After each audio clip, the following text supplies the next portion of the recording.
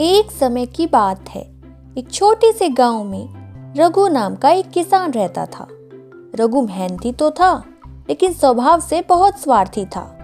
वह दूसरों की मदद करने में कभी दिलचस्पी नहीं दिखाता था और हर चीज सिर्फ अपने फायदे के लिए करता था। उसके घर के पास एक बड़ा आम का पेड़ था, जो हर साल मीठे मीठे आमों से लदा रहता था। गांव के लोग अक्सर उससे कहते, रघु भाई, इस पेड़ के आम बहुत मीठे हैं, क्या हम भी कुछ आम ले सकते हैं? लेकिन रघु हमेशा मना कर देता और कहता, यह पेड़ मेरा है और इसके आम भी, इन्हें सिर्फ मैं ही खाऊंगा। एक गर्मी की दोपहर एक बूढ़ा भिखारी रघु के घर के पास आया। वह प्यास से बेहाल था और रघु से पानी और थोड़ा खाना मांगने लगा। रघु ने उसे गुस्से से कहा, जाओ जाओ यहाँ से, मेरे पास तुम्हारे लिए कुछ नहीं है।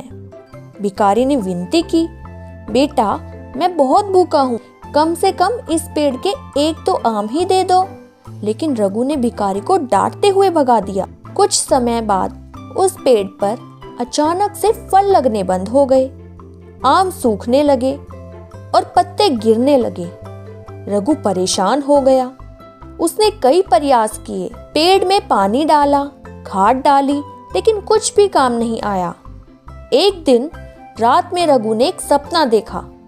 सपने में आम का पेड़ उससे बोला, रघु, तुम बहुत स्वार्थी हो, मैं सबको फल देने के लिए हूँ, लेकिन तुमने मुझे अपनी संपत्ति बना लिया।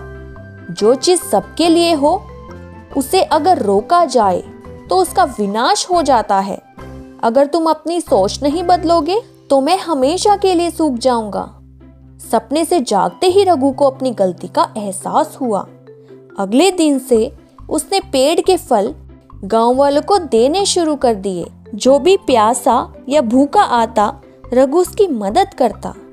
धीरे धीरे पेड़ फिर से हरा भरा हो गया और आमों से लद गया। गांव के लोग अब रघु की उदारता की तारीफ करने लगे। रघु ने सीखा कि दया और दूसरों की मदद करने से खुशियां बढ़ती हैं और स्वार्थ का परिणाम हमेशा दुखद होता है। इस कहानी से हमें ये सीख मिलती है, स्वार्थ से कुछ भी हासिल नहीं होता। दया और मदद का भाव जीवन को खुशहाल और सफल बनाता है।